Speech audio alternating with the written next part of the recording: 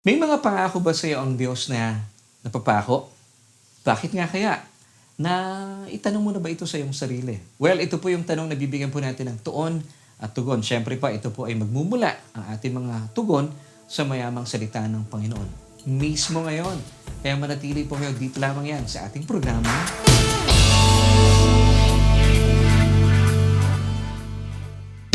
Hello, kumusta po kayo? And welcome once again po sa isa na namang edisyon ng ating programang Solution with Laverne Ducot. And of course, that's me. Ako po ang inyong patuloy na kasama at makakasama mula ngayon hanggang mamaya sa atin pong episode na sobrang init sa kabila po ng sobrang init ng panahon.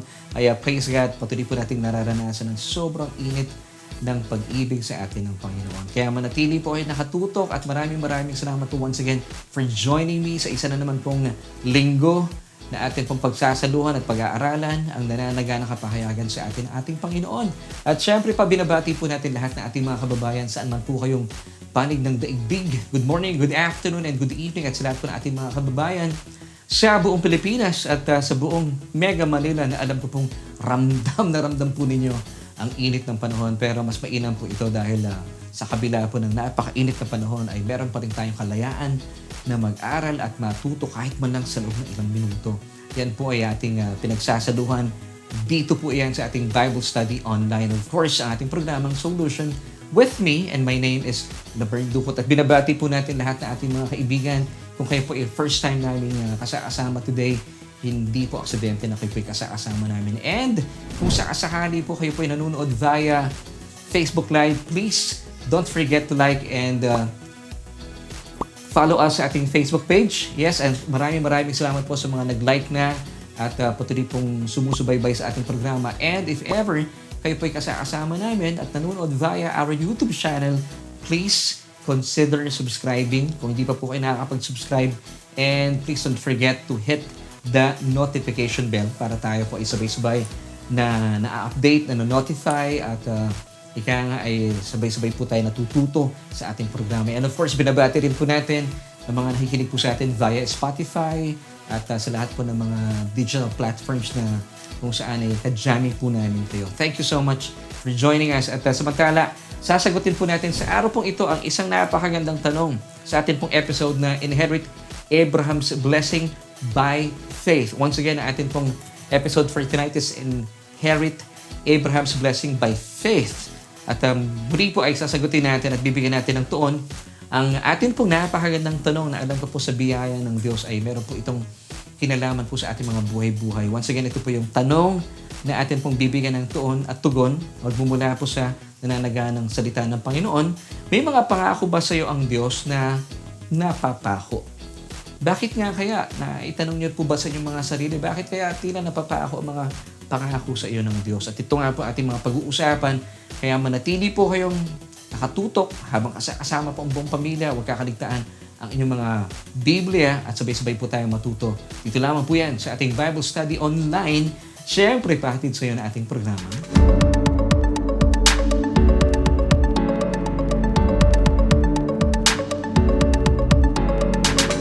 So believe it or not, mga kapatid, kung kayo po ay isang mananampalataya, born-again Christian, nilaan po ang inyong pagtitiwala kay Kristo Jesus at sa kanyang mga tinapos na gawa sa krus ng Kalbaryo, God's blessings are part of our inheritance as a child of God. So ito po ay bahagi po ng ating mga minana mula po sa mayamang pag-ibig at pagmamahal sa atin ng Diyos bilang mga nasa ilalim ng bagong kasunduan or yung new covenant of pure grace which, take note, our Lord Jesus died to give us according to Galatians chapter 3 verses 13 until 14. Now, ito po yung ating mga talatang pag-uusapan. Ilan lamang po ito sa mayamang kapahayagan sa atin ng Diyos. So, mga kapatid, ito po yung napakagandang pag-aaral at tutukan po ninyo kung ano man po yung mga ginagawa sa ngayon. I pray and I encourage you, pansamantalang bitawan niyo po muna ito at tutok po tayo dahil nakasanalay po sa pag-uusapan natin sa ngayon at alamin natin bakit tila may mga pangako ang Diyos na napapako sa aking mga buhay. So once again, simulan po natin ang pag-aaral. Alamin po natin na bagaman ang katotohanan ay ibinigay na sa atin ng Diyos sa mga pangako ito, ba't tila napapako, hindi natin nararanasan. So basahin po natin Galatians chapter 3 verses 13 until 14 bilang patunay that our Lord Jesus Christ died to give us ito mga inheritance na ito na mula po sa nananaga ng pag-ibig at pagmamahal sa atin ng Diyos. Let's read. Christ has redeemed us from the curse of the law, having become a curse for us. For it is written, cursed is everyone who hangs on a tree, that the blessing of Abraham might come upon the Gentiles like you and me. Hindi po tayo mga Hudyo.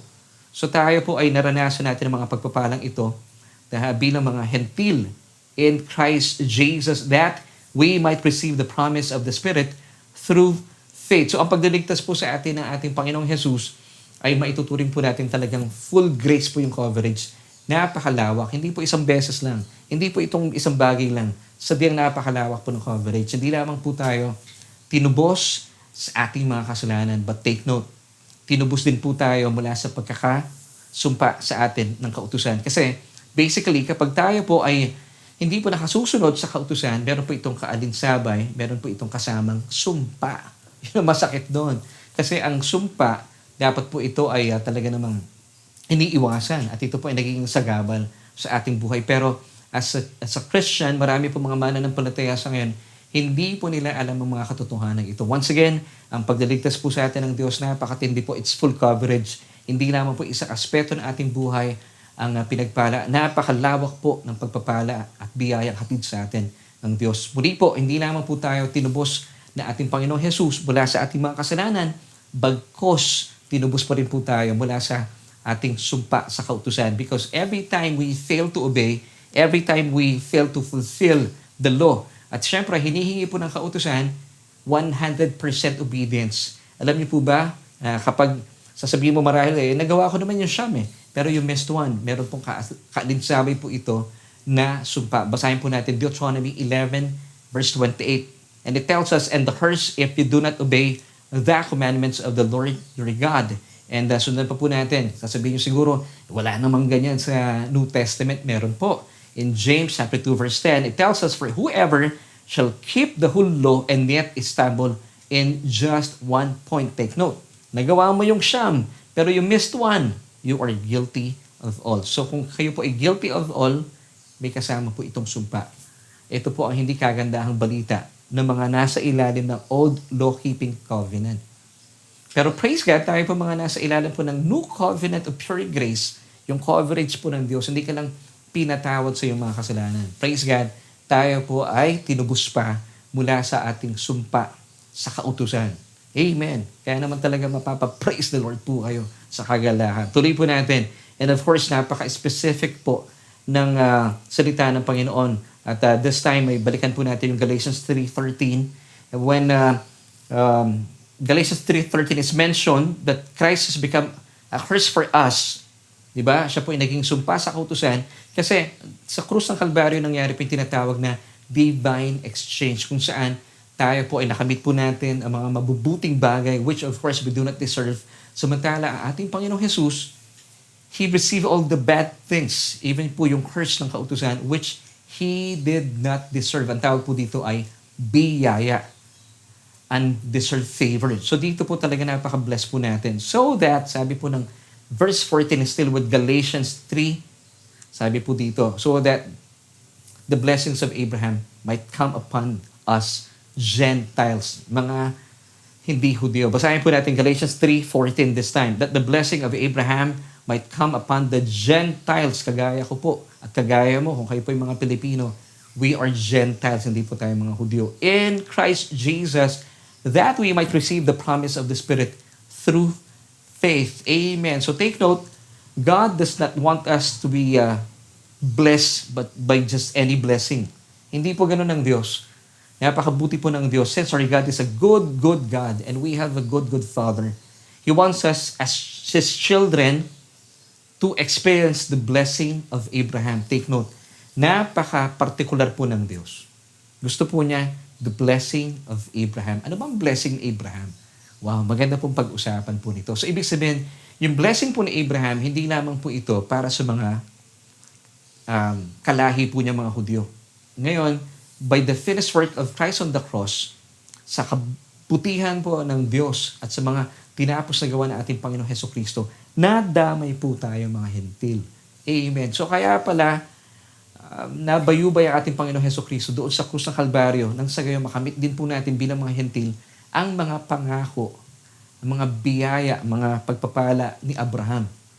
Amen. Di ba? Nakakatuwa po yun. Ngayon, alamin po natin dito, dalawang tanong po ang ating bibigyan ng pagkakataon. First question, gusto niyo po bang malaman kung ano po itong tinatawag na blessing po ni Abraham? And the second question, sino-sino po yung mga qualified to receive the blessings of Abraham? Amen. So this time, hayaan po natin ang Biblia po ang sumagot sa ating mga katanungan. Once again, yung first question is, gusto niyo po bang malaman kung ano po itong tinatawag na blessing of Abraham? And number two, alamin din po natin, sino-sino itong mga qualified sa blessing ni Abraham at sino-sino po yung mga tinaguri ang mga tagapagmana po ng mga pagpapalang ito. So hayaan po natin ang Biblia ang sumagot po sa ating mga katanungan. Galatians chapter 3 verse 29, basahin po natin this time. And if you are Christ's, then you are Abraham's seed and heirs according to the promise. So mula po sa talatang ito, itinuturing na po tayo ng mga lahi ni Abraham. We are Abraham's seed. Paano nangyari yon? Maaring tatanungin niyo po ako. Hindi naman ako Hudyo. Well, if you are Christ, kung tayo po ay nakipag-isa na kay Kristo, tayo po ay mga binhina ni Abraham. And heirs according to the promise. At tayo po ay mga tagapagmana na ayon po sa pangako. So dalawang salita po ang napakaganda pong alamin natin dito. Tagapagmana or heir at ano po yung pangako na tinasabi po ng Galatians 3:29. So the good news is, every believer in Christ is an heir. Bawat isa po na nakipag-isa na kay Kristo Jesus ay tagapagmana na po nito tinatawag na the blessing of Abraham. Sige nga po sabihin po natin, blessing of Abraham. So ikaw, bilang isang mananampalataya, kung kayo po ay born again Christian, automatic po ito. And this is good news. You are now an heir of the blessing of Abraham. So nasagot na po natin yung second question kanina. Sino-sino ang mga qualified po at sino-sino yung mga tagapagmana? If you are in Christ, if you are a born-again Christian, isang mananampalataya, ikaw ay isa ng heir or tagapagmana ng blessing ni Abraham. So alamin naman po natin, maya-maya lamang po, ano itong blessing ni Abraham? So bago tayo tumungo doon, alamin po natin na ilan pa sa mga mabubuting balita na hatid po sa atin ating mga pag-aaral na ito. So as a new covenant believer in Jesus, you have a blood-bought inheritance in Christ as the seed of Abraham. So ibig sabihin, ang inyo pong nakamit na pagpapala bilang tagapagmana, ito po ay binili po ng dugo ng ating Panginoong Hesukristo. Siya po ay nabayubay sa krus ng Kalbaryo para maangkin po natin ito. Amen. So binili po ito ng dugo ng ating Panginoong Hesukristo. Kaya naman ikaw na ngayon ay na maituturing na tagapagmana ng mga pangakong ito. As we move on, isa-isahin po natin ang mga salitang ito ayon sa Galatians 3:29. Tagapagmana at pangako. So alamin natin tagapagmana. So nalaman na natin kanina, so bilang mga nakipag-isa na kay Kristo Jesus, every believer in Jesus is an heir. So ikaw yon at saka ako. Praise God. So tagapagmana na po tayo. So ano yung pumapasok sa isipan po natin pag pinag-uusapan po natin yung salitang tagapagmana? Sige nga po, kilitiin ko lang po inyong mga isipan. Once again, ang tanong ko po sa inyo, ano po yung pumapasok sa ating isipan kapag binabanggit natin yung salitang heir o tagapagmana? Para sa akin, ang naiisip ko talaga, ang unang pumapasok sa aking isipan, pag sinabihan akong tagapagmana ka, Laverne, so ibig sabihin, mayroong kayamanan. Amen, kayamanan. Diba? Magmamana ka ng kayamanan. Ibig sabihin, meron ka na matatanggap na hindi mo tinrabaho, hindi mo pinagpawisan, hindi mo pinagpaguran na makakamit mo, hindi dahil sa ito ay pinagtrabahuhan mo, kundi dahil ikaw ay kabilang sa isang mayamang angkan. Di ba ganon? Kapag halimbawa, meron po nagsabi sa iyo na ikaw ay tagapagmana. So, ibig sabihin, meron ka matatanggap dahil ikaw ay kabilang sa isang angkan na mayroong kakayahan, mayroong kayamanan. Ang kayamanan ito po ay inilaan na po sa atin ng Diyos, pamagitan po ng mga tinapos na gawa ng ating Panginoong Hesukristo. At syempre pa, ito po ay laan lamang sa mga mananampalatayang nagpapasailalim sa bagong kasunduan ng purong biyaya ng Diyos. At hindi po sa mga taong nagpapasailalim still sa lumang kasunduan na yung tinatawag nating Old Law-Keeping Covenant of Moses. Yes, it's true. Siguro mapapaisip po kayo, saan naman sa Biblia matatagpuan ng mga sinasabi mo, Brother Laverne. Well, it's true. At ating po mga pinag-uusapan, I'm giving you verses upon verses para ika nga po meron tayong matibay na tuntungan mula po sa ating mga pinag-uusapan. Basahin po natin Romans chapter 4, verse 13 until 14. At malaman po natin na mula po sa aking mga binanggit kanina na ang mga mamanahin po natin, ang mga manang ito, mga pagpapala, blessings of Abraham, ay sadyang nakalaan lamang po sa mga mananampalataya na nagpapasailalim sa mayamang bagong kasunduan ng purong biyaya. So kung kayo po ay nasa ilalim ng New Covenant of Pure Grace, this blessing is for you. So basahin po natin ang Romans chapter 4, verses 13 until 14. Sabayan niyo po ako. For the promise that He would be the heir of the world, yung He po dito, believers like you and me, was not to Abraham or to his seed. So dito na po tayo pumapasok. Tayo po yung seed na binabanggit dito. Through the law, but through the righteousness of faith. Verse 14, for if those who are of the law are heirs, kung sila daw po mga nasa kautusan ay mga tagapagmana, faith is made void and the promise made of no effect. Now, ano po sinasabi ng mga talatang ito? Once again, it's found in the Romans chapter 4, verses 13 and 14. Malinaw po na sinasabi at pinapaalala po sa atin ng mga talatang ito na ang mga tagapagmana po ay sila pong naniniwalang sila'y pinaging matuwid sa pamamagitan ng pananampalataya. So tayo po bilang mga tumanggap sa Panginoong Jesus, kinikilala mo na ikaw ay born-again Christian at naniniwala ka na ikaw ay matuwid sa harapan ng Diyos, hindi po base sa iyong mga ginawa at mga ginagawa at mga gagawin pa in the future. No, ikaw ay pinaging matuwid base sa mga tinapos na gawa ng ating Panginoong Jesus at dahil sa kanyang mga tinapos na gawa, inaangkin mo yung kaloob na katwiran. So ito po yung tinatawag na righteousness by faith. Hindi po natin binabase yung ating katwiran sa ating mga ginawa, ginagawa, at mga gagawin pa in the future. And by the way, ito pong sistemang ito po ang tinatawag na Old Law-Keeping Covenant. Ito po yung tinuturi po ng relihiyon na gawin po natin ang katwiran based on your performance. Ito po ang tinuturo ng relihiyon. Hindi po ito ang tinuturo ng salita ng Diyos bilang ebanghelyo. So tayo po bilang mga mananampalataya ay ipinapaalala po sa atin once again Romans chapter 4 verses 13 until 14 na tayo po yung mga tagapagmana kung kayo po ay naniniwala at nananampalataya na kayo po ay matuwid sa harapan ng Diyos. At kapag kayo po ay pinaging matuwid sa pamagitan po ng pananampalataya, ikaw ay tagapagmana. Now, ikaw din ay ibig sabihin nagpapasailalim ka sa mayaman at purong biyaya sa iyo ng Diyos at hindi po sa kautusan. Kasi kung ikaw ay nagpapasailalim sa kautusan, ayon po sa Romans chapter 4 verse 14 na binasa po natin kanina, sabi po ng talata, hindi mo na kailangan ng pananampalataya. Bakit ka mo? Kasi po ang kautusan, basically, it's based on man's performance. Ngayon, bakit po pa kakailangan ng pananampalataya? Di ba sabi ng talata kanina, and faith is made void. Wala na pong saysay ang pananampalataya. Kung kayo po ay nagpapasailalim sa kautusan, hindi mo na kailangan ng pananampalataya. And of course, the promise is made of no effect. Wala na pong saysay sa inyong pangako. Kasi nagbabatay po kayo para makamit po ang pagpapala ng Diyos sa iyong kakayahan. Sa iyong kakayahan sumunod, sa iyong kakayahan na maging tapat. Well, I'm not against being obedient and faithful. Kasi po, tayo po ay nagiging obedient and faithful. Hindi po dahil sa ating, hindi po ito yung premiadong pangangailangan kung bakit tayo po ay naligtas. Naniniwala po tayo, nagiging tapat po tayo, at nagiging masunurin tayo sa Diyos because believing ang naging naisakatuparan pa ang lahat na ito dahil po sa pagsunod at katapatan ng ating Panginoong Jesus. Dahil naniniwala tayo po ay naligtas, hindi po sa ating kakayahan.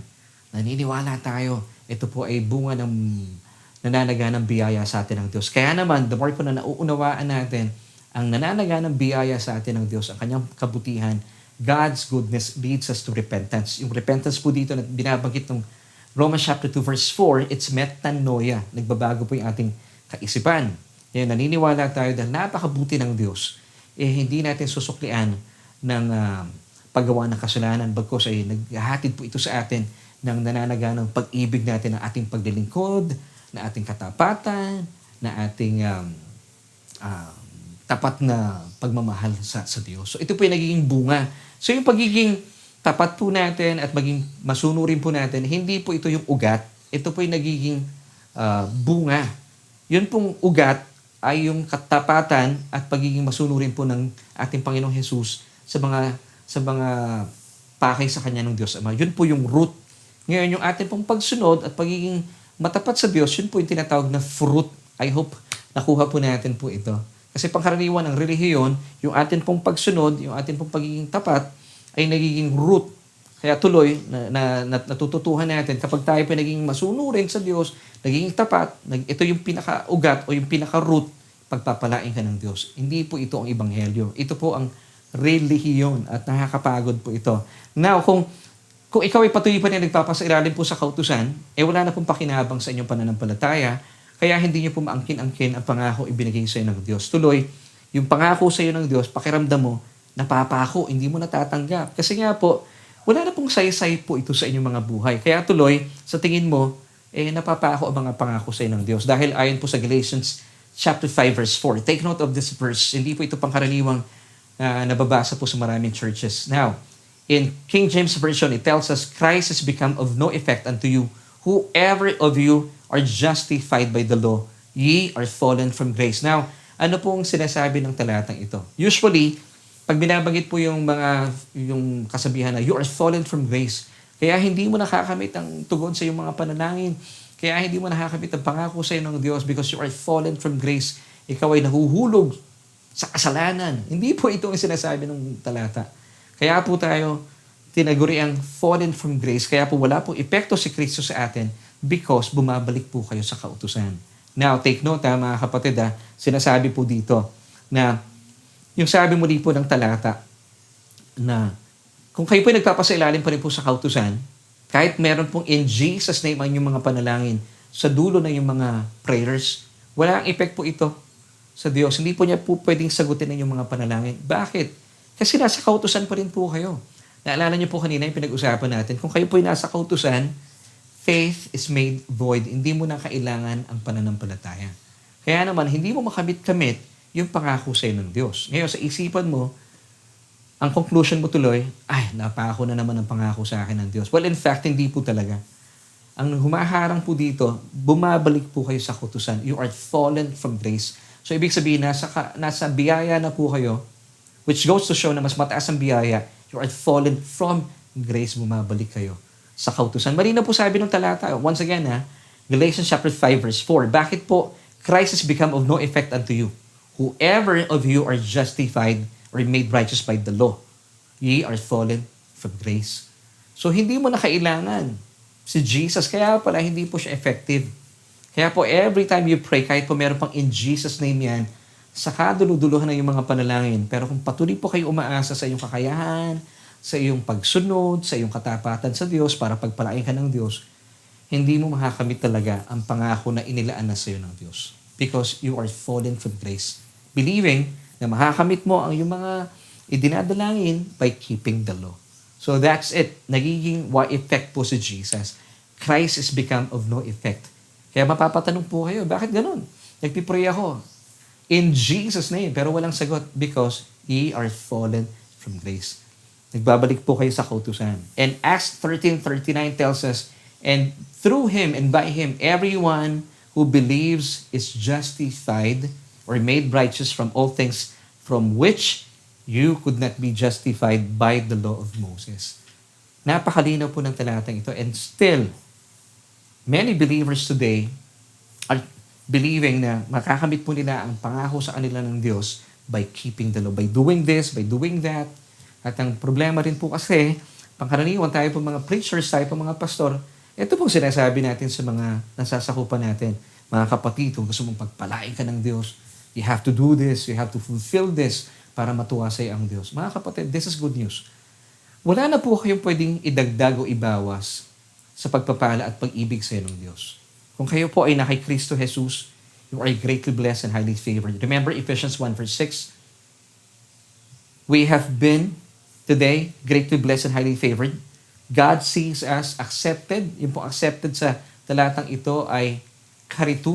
Ibig sabihin, we are greatly blessed. Why? Because we are in the beloved.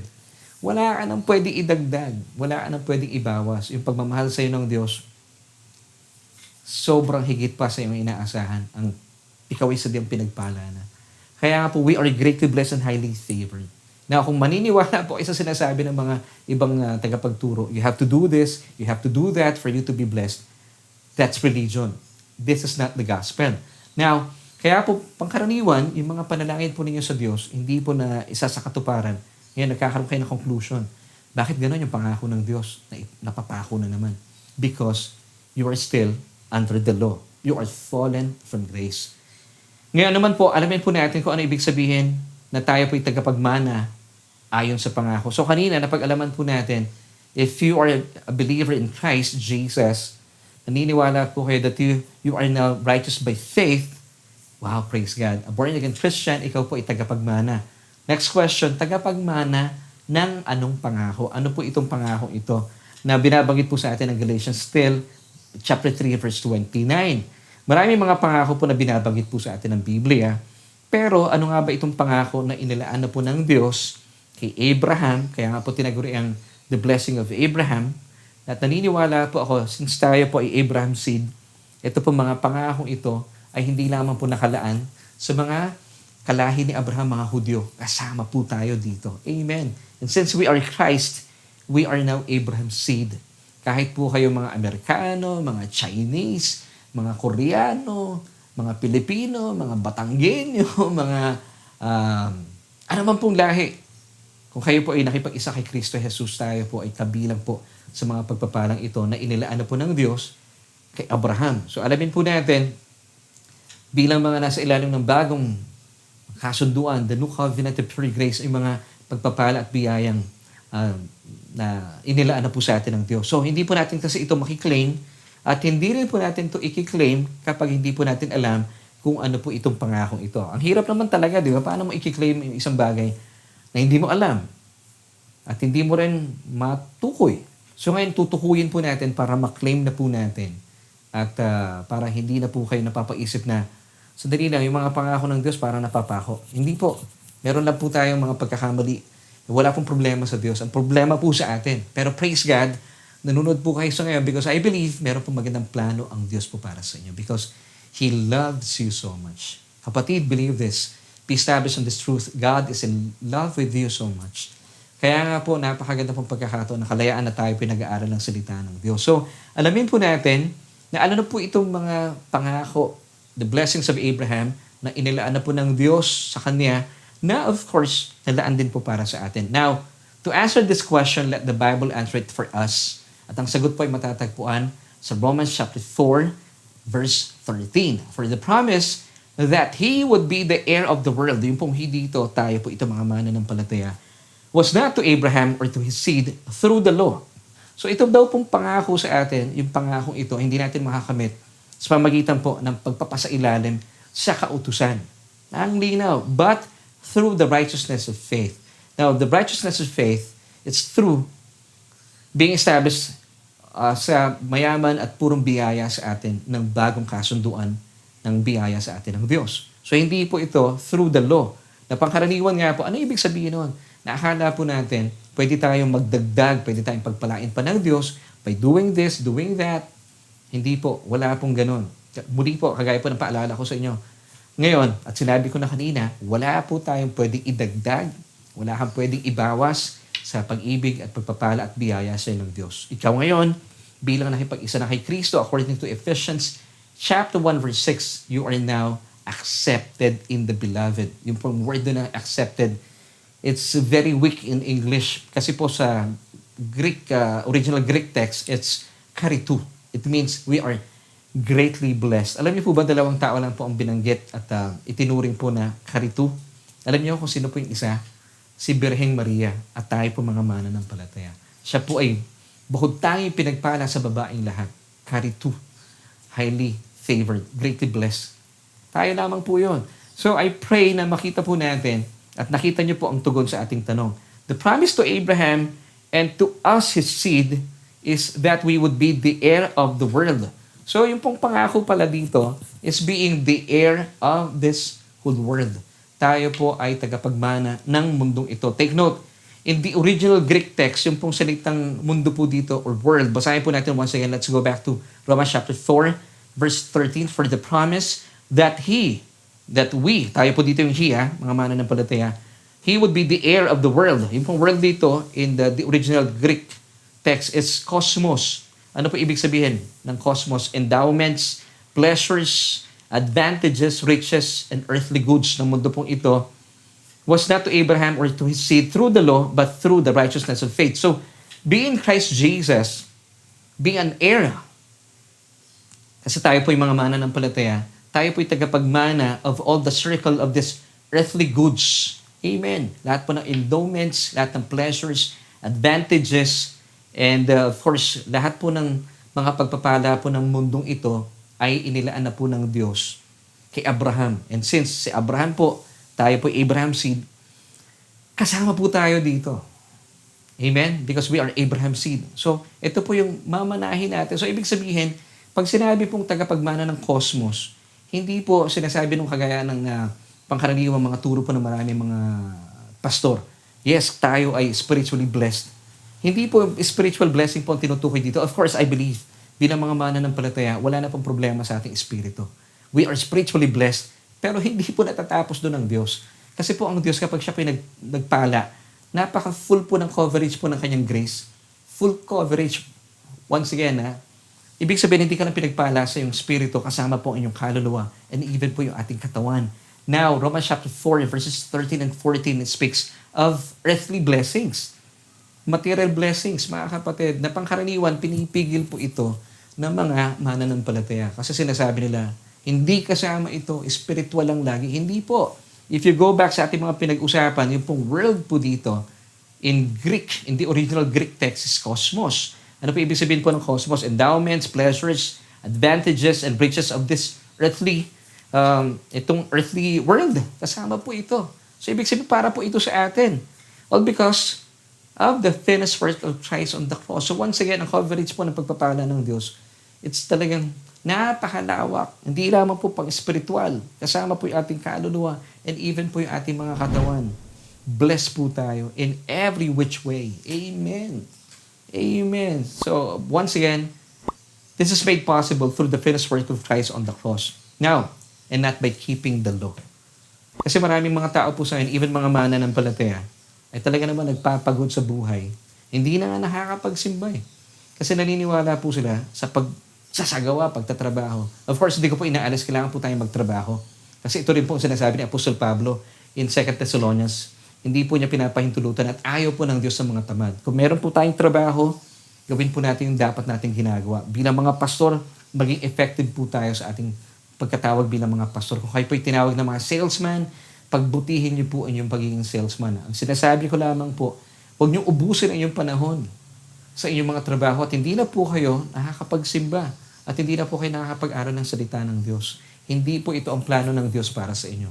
Although, mga kapatid, ang coverage po ng biyaya sa ng Diyos ay talaga namang sakop po ang inyong buong pagkatao. Hindi lamang po inyong spirito, kasama po inyong kaluluwa, and even po inyong katawan. Kasi po meron pong material blessings po na nakalaan ng Diyos para sa atin. So, ikaw bilang nakipag-isa na kay Kristo Jesus, ay binhi po kayo ni Abraham. Kung nagkakaroon po kayo ng agam-agam, pagdududa, sandali lang, hindi nga ako Hudyo eh. Pero ako ba'y kabilang sa binhi ni Abraham? Yes, Galatians chapter 3, verse 29. Once again, basahin ko po sa inyo ang talatang ito. And if you are Christ's, then you are Abraham's seed and heirs according to the promise. So automatic po na tayo po yung mga tagapagmana ng mundong ito dahil tayo po ay nakipag-isa na kay Kristo. At kapag tayo po daw nakipag-isa na kay Kristo, according to Galatians 3:29, we are now Abraham's seed. So lahat po ng mga kayamanan na ipinangako po ng Diyos kay Abraham at sa lahing ni Abraham, ang mga Israelita, and mind you, ang pinakamayaman po na bansa, walang iba kundi ang Israel. Pinakamayamang mga lahi sa mundong ito ay mga Hudyo. Kaya nga po, napakaraming bansa ang gustong sumakop sa bansang Israel. Kung titignan nyo sa mapa, napakaliit. Samantala, napakalalaking mga bansa ang nasa paligid nito, nagnanasa ng bansang Israel dahil sila po isa diyang pinagpala ng Diyos. Kabilang po tayo sa mga pagpapala na kamit po nila. Bagaman hindi po tayo mga Hudyo, mga kapatid, but because we are Christ's, we are now Abraham's seed. Now, that's Galatians chapter 3, verse 29. So, dito po, kung inilaan na po sa atin ng Diyos ang kayamanan ito bilang mga mananampalataya, bilang mga nakipag-isa na kay Kristo Jesus, hindi mo na kailangan maging gahaman.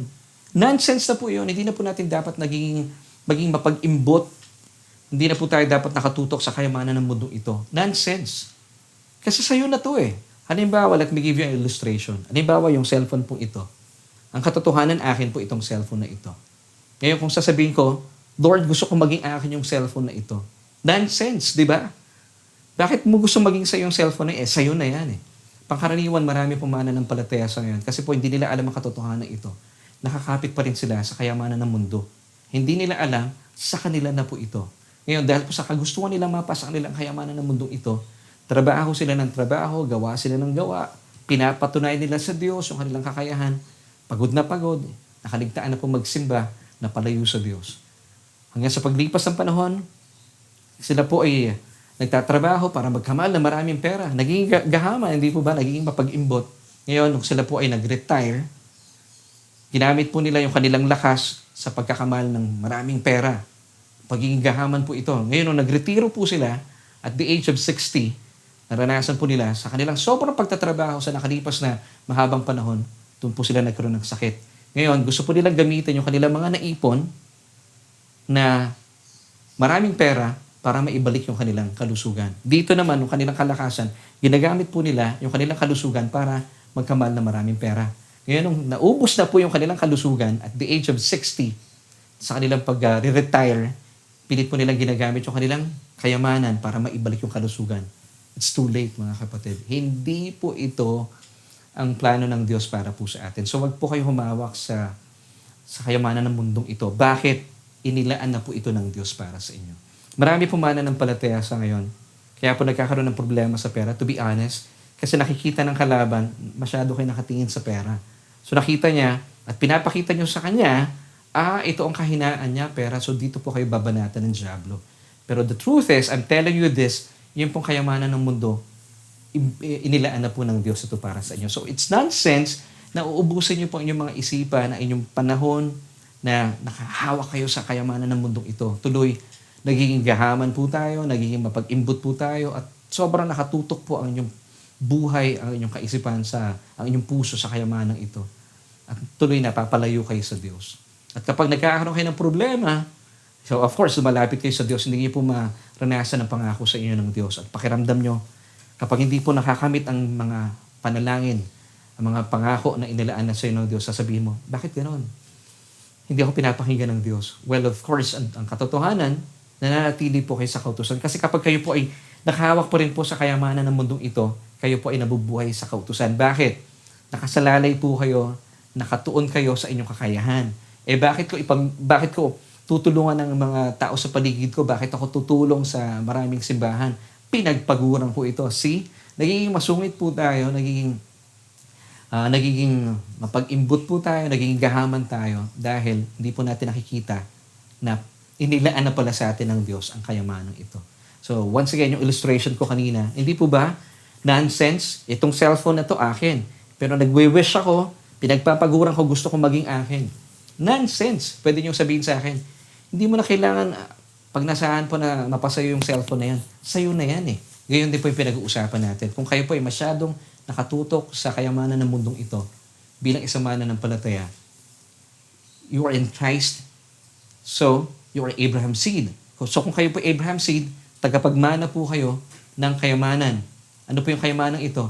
Ng mundong ito, sabi po ng mga talatang ating binasa. So, siguro po ang conclusion natin dito sa ating pinag-uusapan, kung ibinigay na sa akin ng Diyos ang bilang tagapagmana ang kayamanan ng mundong ito, bakit hindi ko nararanasan? This is a good question. Now, balikan po natin at alamin po natin ang tugon mula po sa buhay at mga karanasan ni Abraham. Well, basically, as we all know, that Abraham prospered spiritually. Pero hindi po natatapos doon. He also prospered. He was also rich in silver and in gold. So siya po ay naging prosperous, hindi naman po spiritually. Na pangkaraniwan sinasabi ng maraming tagapagturo, of course, Abraham prospered spiritually. Natatapos na po doon yung pag-aaral. Hindi po. He became prosperous and he became rich in silver and also in gold. not by keeping the law. Bakit? Kasi po noong panahon niya, wala pang kautusan. Ang meron po silang kasunduan ng Diyos, yung biyaya ng Diyos.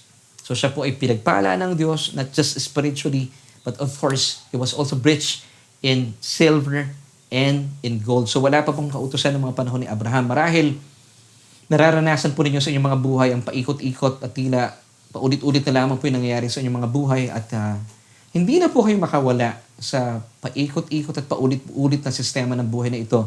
At sobrang hirap po ng buhay na nararanasan nyo sa panahon ito. At dumagdag pa itong COVID-19. At tuloy, ay nasasabi mo mga katagang, Panginoon, ayoko na. Hirap na ako. Ayoko na, suko na ako. Well, basically, suko na saan? Diba? Pero po tayong dapat na sukuan na tama. Pero kung susuko po kayo sa buhay na ito, hindi po marapat. Kasi naniniwala po tayo, di ba? Sinasabi natin lagi, kung meron pong problema, merong solusyon. Ngayon, meron pong mainam na tayo sumuko. Huwag kang sumuko sa buhay na ito.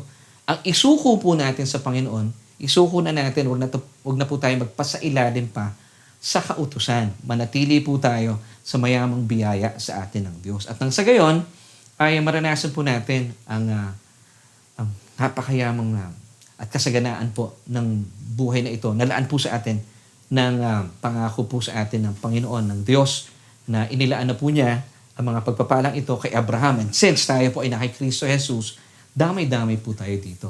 Ang sa gayon, hindi na po kayo magpaikot-ikot at magpaulit-ulit sa buhay na ito, nakakapagod. Mahihirapan po kayo at mapapagod kayo. Now, kaya hindi po tayo nagtatagumpay sa buhay at hindi po nyo nararanasan mga inilaang pangako sa inyo ng Diyos at tila nagkakaroon kayo ng conclusion na bakit gano'n yung mga pangako ng Diyos ay napapako, ay dahil po patuloy po kayo nagpapasailalim nga sa kautusan. Romans chapter 4, verse 13 until 14 tells us, for the promise that he would be the heir of the world was not to Abraham or to his seed through the law, but through the righteousness of faith. For if those who are of the law are heirs, faith is made void and the promise made of no effect. Now, kung kayo po ay nagpapasailalim sa kautusan, believing that when you do this and you do that, pagpapalain po kayo ng Diyos, well, sabi po nung verse 14, hindi mo na kailangan ng pananampalataya. Kasi nakabase ang pagpapala sa ng Diyos sa iyong mga ginagawa because being under the law is all about your performance, your ability to fulfill the law. So, hindi mo na kailangan ng pananampalataya. Kaya naman, wala na pong saysay para sa inyo ang pangako. Kasi kayo na yung nagtatrabaho, di ba? So, para makamit po ninyo ang kayamanan ng mundong ito, nagpapakapagod po kayo. Hindi po ito ang plano ng Diyos. Amen. Napakaganda po ng plano sa atin ng Diyos. Mapapasa atin po ang ating kaginhawahan, ang kayamanan ng mundong ito. It's not through the law or by keeping the law, but it's through the righteousness of faith, believing, Lord, I am the righteousness of God in Christ Jesus. Remember Matthew 6:33? Seek ye first the kingdom of God and His righteousness, and all these things shall be added unto you. Ano pa yung all these things doon? Lahat po ng inyong mga earthly needs will be added unto you. So it goes to show, dapat hindi po nakatingin dito ang ating mga mata. Hindi po tayo nakatuon sa kayamanan ng mundo. You should be focusing on the finished work of Christ on the cross. And that's why, by focusing on the finished work of Christ on the cross, believing na nakamit mo ang katwiran ng Diyos by receiving it as a gift, ito po ay regalo kaloob po sa inyo. Muli po sabi ng Matthew 6:33, seek ye first the kingdom of God and His righteousness, and all these things will be added unto you. So nakatingin po tayo hindi sa kayamanan ng mundo, sa katwiran ng Diyos na kaloob sa iyo bilang regalo. At kapag doon po yung ating mga mata, and all these things will be added unto you. And actually, added na po ang lahat ng ito sa iyo because you are now in Christ. Amen. So, hindi na po kayo naging gahaman tuloy, hindi na kayo naging mapag-imbot kasi wala na po yung mata ninyo sa mga bagay na ito because nakatingin kayo sa inyong katwiran bilang kaloob sa iyo ng ating Panginoong Jesus mula po sa kanyang mga tinapos na gawa sa krus ng Kalbaryo. Samantala, marami pong so-called believers today are still living under the law, meaning they believe na kapag sila po ay sagana sa buhay, ay siyempre ako ay maging masunurin sa Diyos, tapat sa Diyos. So naniniwala sila, pinagpapala sila ng Diyos dahil mabait sila, mabuti sila. Kapag sila naman ay nagkakaroon ng mga krisis sa buhay, pangkaraniwan, ito pong sinasabi nila, ito'y pagsubok sa akin ng Diyos. Pinahintulutan ito ng Diyos para ako ay maging matatag sa aking pananampalataya. At kapag sila naman po ay nagtatagumpay sa mga pagsubok na ito, Alam niyo, binibigay po nila yung credit, hindi po sa Diyos. Sa mga nanalangin, sinasabi nila, praise God, ako nagtagumpay ako sa buhay. Salamat dahil sa mga nanalangin sa akin. Nakakalungkot po isipin, ano? Ito yung pangkaraniwang nangyayari. Yung mga testimonies sa maraming churches na praise God, maraming salamat. Sinasabi nila pangkaraniwang ganito, na ako po ay gumaling na mula sa aking karamdaman. Salamat sa mga nanalangin. Binabanggit nila yung mga nanalangin pero hindi po nila binibigay ang papuri sa Diyos. Nakakalungkot. Now, delikado po ito na inaangkin po natin na tayo po ay pinagpala ng Diyos dahil ikaw ay masunurin, ikaw ay mabait, ikaw ay nagbibigay sa Diyos. Delikado po ito. Alam niyo kung bakit? Dahil maaring maghatid po ito sa atin sa pagiging palalo, pagiging mayabang, maging sanhirin po ito para tanghalin po natin ang ating mga sarili. Tignan mo na, sasabihin mo sa sarili mo, dahil napakabuti ko sa Diyos, napakatapat ko. Pinagpapala ako ng Diyos. And then later on, eventually, makikita mo na sarili mo, blessed ka. Akala mo blessed ka. Sasabihin mo, I'm a self-made man. Now, ito po ang naging disgrasya ng isang taong ito.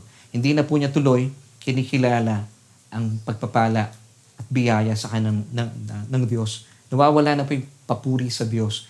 Ang papuri po napupunta na sa Kanya. Basically, sinasabi niya marahil ang kanyang bibig, papuri sa Diyos. Pero yung esensya po nito sa kanyang puso, naniniwala siya because I'm a self-made man. Matapat ako, masipag ako, at wala akong binabagang tao. See? Take note, ito po yung pangkaraniwang sinasabi po ng mundo. Ito po yung sistema ng mundo na nakakalungkot. Ina-adapt na po ito ng maraming Kristiyano sa panahon natin sa ngayon. At tuloy, sinasabi nila, narating ko ang aking kinalalagyan sa kasalukuyan dahil sa aking pagtsatsaga at pagsisikap at sinamahan ko ng konting panalangin. Kapatid, see? Ngayon, kapag ito po ang inyong sistema, marahil kayo po ay magtatagumpay, pero ito po ay pansamantala. Kasi pag dumating ang panahon, kayo po ay bumagsak. Of course, kapag ito pong sistema nyo, believing that you are a self-made man, or naniniwala po kayo, dahil pinagpapala ka ng Diyos, matapat ka, mabuti ka sa Diyos, ikaw ang magme-maintain po nito. Pero kapag naniniwala po kayo that you are so blessed today, highly favored, all because of the finished work of Christ on the cross, hindi po kayo ang magme-maintain po nito. Amen? Kaya po mas madali ang buhay. Now, let's learn from Abraham. Balikan po natin ang buhay ni Abraham at matuto po tayo sa kanyang mga karanasan. Mababasa po natin, gusto ko pong ibigay po sa inyo isang napakayamang account mula sa Genesis chapter 12, kung saan ay ipinagkanulo po ni Abraham. Abraham pa dito si Abraham. Ang kanyang asawa, nagsinungaling po siya kay Pharaoh, and of course, nagkasala po siya sa Diyos. Pero dahil po sa kasunduan po nila ng Diyos, sa ilalim po ng biyaya, ay pinagpala po rin po siya ng Diyos. Kasi po yung Abrahamic covenant, for your information, it was based on grace. Wala pong iaambag ang kapatid ni Abraham. Kahit po anong gawin niya, masama, mabuti, siya po ay pinagpala. Ito po yung tinatawag na Abrahamic covenant. Bagaman, ipinagkanulo po niya, minsan pang kanyang asawa, nagsinungaling po siya kay Pharaoh at nagkasala siya sa Diyos. Mababasa niyo po in Genesis chapter 12, kung meron kayong panahon. Siya po ay pinagpala pa rin po ng Diyos. Genesis chapter 12 verse 16, He treated Abraham well for his sake. He had sheep, take note oxen, male donkeys, male and female servants, female donkeys and camels. So hindi lang po siya spiritually blessed, siya po ay materially blessed. Sundan pa po natin in Genesis chapter 12 verse 20, So Pharaoh commanded his men concerning him, and they sent him away with his wife and all that he had. So blessed po si Abraham. Now, pagdating naman po sa Genesis chapter 20, inulit po muli ito ni Abraham. And this time, of course, pinagkanulo po niya ang asawa niya, pinakilala niya na kanyang kapatid, hindi niya kinilala ang asawa dahil natatakot po siya dahil nagustuhan po ito ni Abimelech. At kapag nalaman pong ito po ay kanyang asawa, siya po ay papatayin. Now, ito po yung dahilan niya kaya ipinagkanulo niya ang kanyang asawa. Of course, siya po ay nagsinungaling this time kay Abimelech at muli po nagkasala na naman sa Diyos. But, in spite of what happened, dahil nga po siya po ay nasa ilalim po ng Abrahamic covenant, which is of course grace. Ito po ay nakabase hindi po sa kanyang kabutihan, kundi sa kabutihan ng Diyos, siya po ay pinagpalang lubusan ng Diyos materially. Mababasa po natin. So, in Genesis chapter 20, verses 14 until 16, Then Abimelech took sheep, oxen, and male and female servants and gave them to Abraham. And he restored Sarah, his wife, to him. And Abimelech said, See, my land is before you. Dwell where it pleases you. Then to Sarah he said, Behold, I have given you, brother, 1,000 pieces of silver Wow, indeed, this vindicates you before all who are with you and before everybody. Thus, she was rebuked. Malinaw po na nakamit po ni Abraham, dito mga kapatid material blessings. Now, ulitin po natin, dahil po siya ay nasa ilalim po ng Abrahamic covenant. Hindi po ito nakabase sa kanyang obedience, hindi po sa kanyang performance. Ito po ay nakabase sa kabutihan ng Diyos sa kanya. It's called the Abrahamic covenant. So, narito po ano yung mga nakuha ni Abraham mula po sa kanyang mga kalokohan, pagkakasala, pagsisinungaling kay Abimelech at pagkakasala sa Diyos. Isa-isayin po natin. Material blessing, sheep, oxen, male and female servants. Mababasa po natin yan in Genesis chapter 20 verse 14. Lupain, sabi niya, manirahan ka kung saan mo gusto in verse 15. Still with Genesis chapter 20 and 1,000 pieces of silver in verse 16. Wow! So mga kapatid, sa mga pangyayari pong ito, sa kabila ng pagpapala sa kanya ng Diyos, maraming sasabihin mo sa akin, kapag ito ay tuturo mo sa mga tao, ay iaabusuhin ng tao ang biyaya ng Diyos. Hindi po. Dahil sa kabila po ng mga pangyayaring ito, hindi po inabuso ng kapatid na Abraham ang Diyos. Bagkos, dahil po sa nakita niya ang kabutihan sa kanya ng Diyos, hindi po siya nagtampisaw sa kasalanan. Nung hiningi po ng Diyos ang kanyang bugtong na anak para ialay ito sa kanya, bilang kaloob, hindi po nagdalawang isip si Abraham. Bakit hindi po siya nagdalawang isip? Ngayon, tatanungin po natin, dahil nakita po niya ang kabutihan ng Diyos sa kanya. So, hindi po nagdalawang isip ang kapatid na Abraham. Isipin niyo po, buhay ng kanyang anak ang hiningi ng Diyos. But praise God, hindi naman po talaga itinuloy ng Diyos na kitilin ang buhay ng kanyang nag-iisang anak para ialay sa kanya. Pinigilan niya po ito. Now, bakit po nagawa ni Abraham po ito? Because God's goodness led Abraham to repentance. Wow, this is grace. Talagang napaka-full po ng coverage ng pagliligtas sa atin ng Diyos. Amen. At dahil po dito, muli po, ang kabutihan po ng Diyos ang nagtulak kay Abraham para ialay po niya ang kanyang anak. Hindi po yung biyaya na pangkaraniwang paniniwala ng mga tao. Kapag ito po itinuro natin sa maraming tao, ay itinutulak natin ang tao para magtampisaw at magwala sa kasalanan. Hindi po. Sa kabila po ng mga kasalanan, pagsisinungaling, pagkakasala ni Abraham, hindi lamang po sa tao, kundi sa Diyos. Hindi lamang po isang beses, dalawang beses, Genesis chapter 12 and Genesis chapter 20, na sa kabila po ng mga pangyayari ito, pinagpala pa po ng Diyos si Abraham. Hindi lang po spiritually, materially. Now, sa kabila po nito, kaya pala nagawa ni Abraham na ialay po niya ang kanyang nagbugtong na anak sa Diyos, nang hiningi po ito ng Diyos sa kanya. Pero praise God, hindi po ito itinuloy ng Diyos dahil alam po ng Diyos kung gaano po siya kamahal ni Abraham. So, ibig sabihin, kapag naunawaan po natin na tayo po'y pinagpala na ng mga pagpapala ni Abraham, hindi po tayo magtatampisaw sa kasalanan. Pagkos tayo po'y lalong mai-inlove sa Diyos, patuloy po tayo maglilingkod at magtatampisaw po tayo sa kanyang kabutihan at ang kanyang kabutihan po ang maghahatid sa atin sa pagbabago ng isipan. Amen! Indeed, God's goodness leads us to repentance. So, ibig sabihin po dito ng repentance, in Greek, it's metanoia or change of mind. So, bilang pagtatapos, alam ko na pagpala po kayo sa ating mga pinag-usapan at balikan na po natin ang ating katanungan nang sagay magkaroon na po tayo ng tamang solution. So, once again, this is our question. Kanina pa binigay natin sa ating pagsisimula. May mga pangako ba sa iyo ang Diyos na napapako? So, bakit nga po kaya? Mula po sa ating mga tinalakay kanina, nasa palagay mo ang dahilan? Well, ito nga po yung ating solution at ang sagot po sa ating katanungan, bakit ba napapako ang mga pangako ng Diyos? Well, basically, wala pong problema sa Diyos, ang problema nasa sa atin. Well, the answer is found in Romans chapter 4, verses 13 until 14. So, basahin po natin bilang pagtatapos.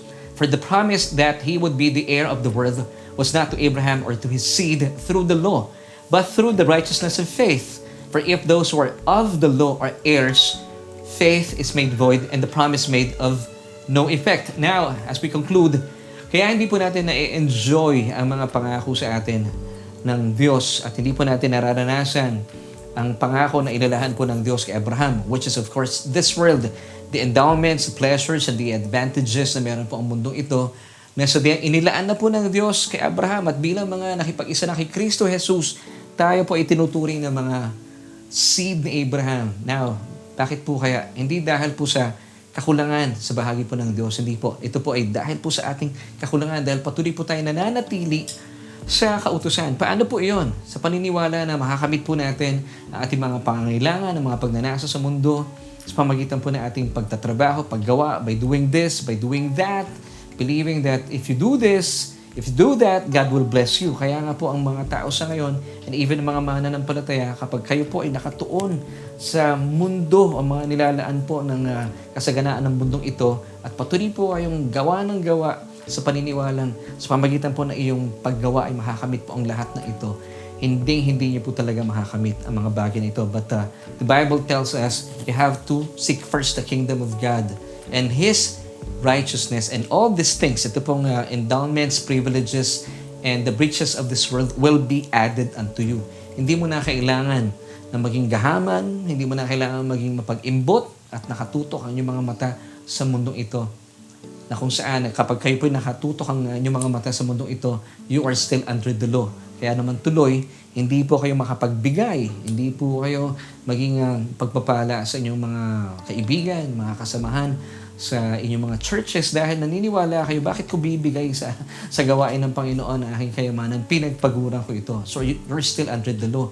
Pero kapag naniniwala po kayo na kayo po'y pinagpala na being in Christ and the seed of Abraham and the promise that you are now the heir of this world, of course, naniniwala po kayo dahil pinagpala na po kayo ng kayamanan ng mundo ito, hindi na po kayo nagiging gahaman. At nagiging pagpapala po kayo sa mga tao sa inyong paligid. And of course, nararanasan po ninyo ang bawat pangako sa ng Diyos, hindi pa napapako. Patuloy po itong dumarating sa inyong buhay. At dahil po naniniwala po kayo na ang mga pagpapalang ito ay biyaya, galing po mismo sa Diyos, nagiging mas maluwag po sa inyong mga kamay na ibigay po ang lahat ng ito bilang mga tulong sa inyong mga kaibigan, mga kakilala, mga churchmates na nangangailangan po ng tulong. Hindi po ba napakaganda ng plano ng Diyos? So muli po, bakit po kaya nagkakaroon po ng mga hindi po niyo nararanasan ng mga pagpapala at mga tugon sa inyong mga panalangin? Because nakatingin po kayo sa kayamanan ng mundong ito. At kapag kayo po ay nakatingin sa kayamanan ng mundong ito, kayo po ay nagpapasailalim pa rin sa kautusan. So all you have to do, seek first the kingdom of God and His righteousness, and all these things will be added unto you. So amen. So kaya po, kung gusto po ninyong manatiling mananagumpay at nananagumpay sa buhay na ito, at hindi mo na sabihin ng mga katagang, Lord, ayoko na, suko na ako. Alam niyo po, ang dapat po natin gawin, manatili po tayo sa mayaman at purong biyaya sa atin ng Diyos. Amen. At maraming salamat po for joining me once again. Dito po yan sa ating online Bible study. Of course, this is Solution with me, and my name is Laverne Ducot. At bukas po ay ipagpapatuloy po natin ang ating pagtalakay at pag-aaral sa mayamang kapahayagan ng salita ng Diyos. Pero hindi pa po tayo tapos. Dahil kung kayo po ay meron pong kapaguran na nararanasan po ninyo sa inyong mga buhay, I want to invite you to have a relationship with Jesus. And now, if you have this urge of committing yourself to the Lord, kapatid, wag na po tayo magpatumpik-tumpik. Ang Diyos na po ang kumikilos po. At kung kayo po ay pagod na at patuloy po inyong nararanasan ng mga pangako sa ng Diyos at tila napapako, wala pong problema sa Diyos. Once again, ang problema po niya sa atin because we're still living under the law. Kapag kayo po'y nasa ilalim ng kautusan, it's all about your performance. Nakasentro po ang lahat ng ito sa iyong kakayahan. Pero palitan po natin ito. Be under the new covenant of pure grace. Hayaan po natin na makamit po natin ang mga bagay na ito. Ang pangako ito sa iyo ng Diyos sa pamamagitan po ng mga tinapos na gawa ng ating Panginoong Hesukristo. Pwede po ba yun? Ngayon, kung gusto mo maranasan ang mga pagpapalang ito sa iyong buhay na magdagsaan at dumating, kaibigan, tanggapin mo ang Panginoong Jesus bilang iyong Panginoon at tagapagligtas. Sabi po in Romans 10 verse 9 that if we confess with our mouth the Lord Jesus Christ and believe in our hearts that He was raised from the dead, and you shall be saved. Amen. So all you have to do, just pray with me. Ano man po yung aking mga bibigkasin ng mga salita, ito po ay bilang pagsang-ayon at tinatanggap mo ang Panginoong Jesus bilang iyong Panginoon at sariling tagapagligtas. Pwede po ba yan? Sige po, tayo po'y manalangin at bigkasin niyo po ang mga salitang ito. Panginoong Jesus, kinikilala ko po aking sarili na walang kakayahan apart from you. Kinikilala ko rin po na ako po'y isang makasalanan, kaya naman nangangailangan ako ng isang tagapagligtas. At ang tagapagligtas po na tinutukoy ko ay walang iba kundi ikaw. Kaya simula po sa oras pong ito, maghari po kayo sa aking buhay. Ikaw na ang Panginoon at tagapagligtas ko. At inaangkin ko po ang iyong biyaya, ang iyong kaloob na katwiran. At dahil dito, Ama, salamat din po. Inaangkin ko ang mga pagpapala at biyaya na inilaan mo na kay Amang Abraham. At alam kong kasama ako dito Salamat po sa iyong pangako na buhay na walang hanggan. At ang aking pangalan ay nakasulat na sa aklat ng buhay. Amen. Kaibigan, kung kayo po yung nanalangin na ating panalangin ito, maniwala po kayo. Ito po ang pinakamainam na pagpapasya na ginawa po ninyo sa inyong buhay. At gusto ko naman po ipanalangin ang mga kapatid natin na marahil kung kayo po ay pagod na sa mahabang panahon, it's about time to have a repentance of mind. Amen. Ito po yung tinatawag na metanoia sa wikang Griego. Change of mind. At nangyayari po ito sa pamagitan po na ating pag-aaral. And I believe naging pagpapala po sa inyo ating mga pinag-usapan. Marahil natagpuan po ninyo ang inyong sarili sa maraming pangako ng Diyos, tila napapako sa inyong buhay. Muli po, walang problema sa Diyos. Problema nasa atin. But praise God, buti na lang nasa atin ang problema. Dahil ang Diyos po tapat sa kanyang pangako. At kapag sinabi niya, gagawin niya. So, ano pong gagawin natin? Sumang-ayon po tayo sa Diyos na tayo po ay magpasailalim sa kanyang mayamang biyaya. Amen? Maaari ko bang ipanalangin ko po kayo? Let's pray. Aming Diyos at amang makapangyarihan sa lahat. Maraming salamat po sa pagkakataong ito kung saan ay patuloy mong binubuksan na aming isipan sa nananaganang kapahayagan ng iyong salita. Salamat, O Diyos. Dahil sa totoo lang, hindi po napapako ang iyong mga pangako. Nangyayari po ito sa aming buhay, hindi po dumadaloy ang iyong pagpapala. Hindi po dahil sa iyong kakulangan, kundi dahil sa aming kakulangan. Dahil patuloy po kami nagpapasailalim sa kautusan at dahil dito, Panginoon, ay hindi na po namin tuloy kailangan ng pananampalataya. At tuloy ang iyong pangako ay hindi po namin nararanasan. Salamat sa iyo, O Diyos. Salamat aming Ama. Damang-dama po namin ang iyong pagiging tatay sa aming mga buhay. Dahil po sa pagkakataon ito, binuksan mo aming isipan sa pamagitan po na aming pag-aaral. Dito po yan sa aming Bible study online. Salamat, Panginoon, sa ministeryo, iyong pinagkatiwala sa inyong lingkod. At dalayan ko po na ito po yung maging pagpapala sa bawat isa na kasama po namin every night, every Tuesdays and Wednesdays sa amin pong Bible study. At salamat, Panginoon, dahil sa mga pinag-usapan po namin at sa iyong mga ibinahagi sa amin sa araw po ito. Kami po inapalaya na sa iyong nananaganang biyaya. Panginoon, patuloy pong angkinin po namin ang kayamanan ng mundong ito na sadyang inilaan mo na sa aming amang si Abraham. At dahil po dito, kami po ay nakipag-isa na sa inyo. Kami rin po ay mula sa salin lahi. Kami po ay kabilang sa lahi ni Abraham. At kabilang din po kami sa mga pagpapala ang nilalaan po ng mundong ito. Salamat, O Diyos, dahil sa katotohanan ito.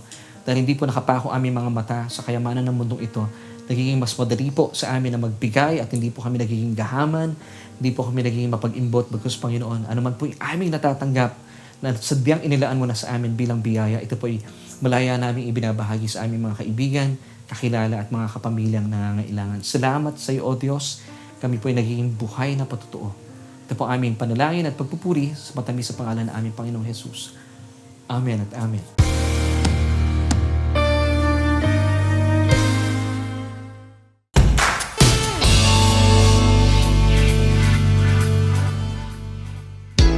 Maraming salamat po for joining me once again. Isa na naman pong edisyon ng ating programang Solution ang sumainyo ngayong araw pong ito at gaya po ng aking pangako, ipagpapatuloy po natin ang ating pag-aaral bukas, same time, 7:30 ng gabi via Facebook Live. And of course, once again, ito nga po ang programa naghahatid ng tuon at tugon sa ating bawat tanong. At ito nga po ang Solution with me and my name is Laverne Ducot at maraming salamat po for joining me. Sa ngalan po ng aking buong pamilya, we praise God, we thank you sa inyong mga buhay. At kung kayo po ay napagpala at naniniwala sa ating mga pinag-usapan, maraming salamat po in advance for sharing ito po ating broadcast. At maging dahilan din po ito para mas maraming tao po mapagpala at maniwala po sila na meron po isang Diyos na unang nagmahal po sa kanila at patuloy na nagmamahal po sa kanila. Muli po, babalik po tayo bukas at magsama-sama po tayo sa isa na naman pong Bible study online. Hatid po sa inyo ng Solution with me and my name is Laverne Ducot. At sa pagkakataon po ito na isa pong iwan po sa inyo ang 3 John chapter 1 verse 2, Beloved, ikaw yan, I wish above all things that you may prosper and be in health, even as your soul prospers. Bye.